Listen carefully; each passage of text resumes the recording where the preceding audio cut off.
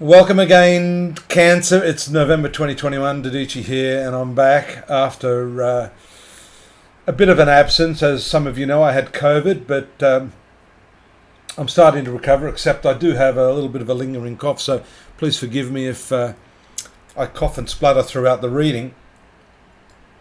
I'm going to try to keep it under control while I talk to you about what's happening here, especially as the month starts with Mercury here, making a really, really nice aspect to Jupiter on the first, but a square aspect to Pluto on the second. So good communication, but be careful not to be too intense in the way you convey your ideas and your concepts, especially because Mercury's transiting this fourth house, which has to do with family. And you know how family members can trigger you. We're more likely to be, abrupt and reactive with the people we love most.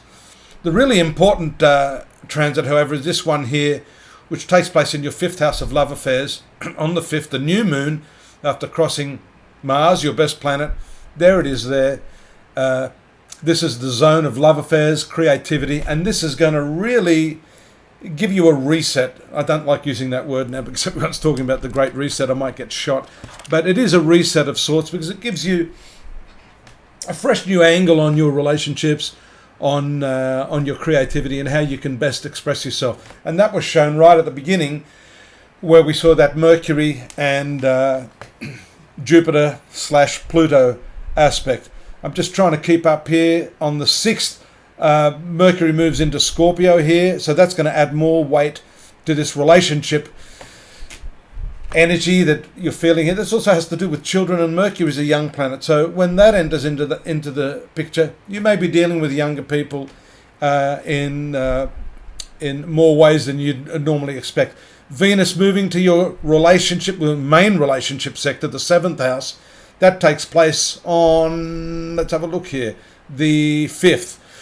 That happens on the day of the eclipse, the new moon, by the way. And so there's another fortifying aspect that shows a lot of energy this month. A lot of the focus is on your relationships, either new relationships shown by the new moon or a solidification of your existing relationship or marriage. Notice too, you want something a little different at this time because of the trine aspect that's forming to Uranus. That's going to intensify, and it actually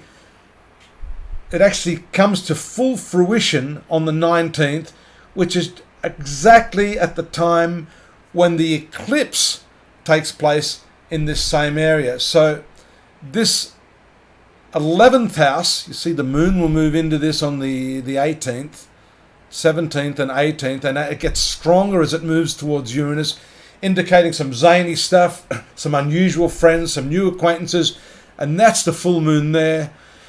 Starting on the 19th, it makes its aspects to Mercury and Mars. So there's a lot of volatility in this one. A real push to try new things right now, Cancer. If you've been stuck at home, you've felt too domesticated, your hands have been tied. Well, I know that in a lot of areas in Australia, in Sydney, the lockdown has finished. So there's been a lot of pent-up energy. This could be your way of just getting out there and really, really letting loose. Let me just put this on hold for a moment, or it's going to get ahead of me. I'm on the 22nd of November, and just now, I'm just trying to duck under the camera here to see what's going on. The sun will move out into your 6th house on the 22nd, and that's going to shift a bit of the energy, as will Mercury when it moves out on the 25th. And so that's going to take both of these planets into the zone of your workplace commitments and also some concern for health. You may want to pay off your debts because Mercury rules this 12th house of expenditures. And so moving into this 6th house, it shows that you can indeed get your books back into the black after a period of maybe being really, really worried. Now, that could also have to do with the lockdown being lifted. If work hadn't been going too well for you, this is an opportunity for you to get back into the flow of work, getting back together with your co-workers, collaborating with others, and making sure that you're able to express yourself through your working experience and the colleagues that you're in contact with. Notice up here this conjunction of Venus to Pluto. It is a very, very intense one. And so again, the theme seems to be coming back to this issue of relationships throughout this month. And the Venus-Pluto one is a particularly difficult one in that you may be pushing too hard for what it is that you want. You may find yourself in some sort of power play with those that you love. I'll put that on hold. We've gone past the end date. But you can see how mostly this month, Cancer, the prime focus is on your relationships, regenerating those relationships. And that eclipse, which on the 19th takes place here in this 11th house, says a lot about your friendships and the type of people that you're going to be meeting. You may find a complete clean out of those people. And the eclipses are very revealing in that they bring up stuff you may not have been aware of before. And because that eclipse is taking place in the same sign as Uranus, then there may be something sudden and unexpected about the revelations that you have this month.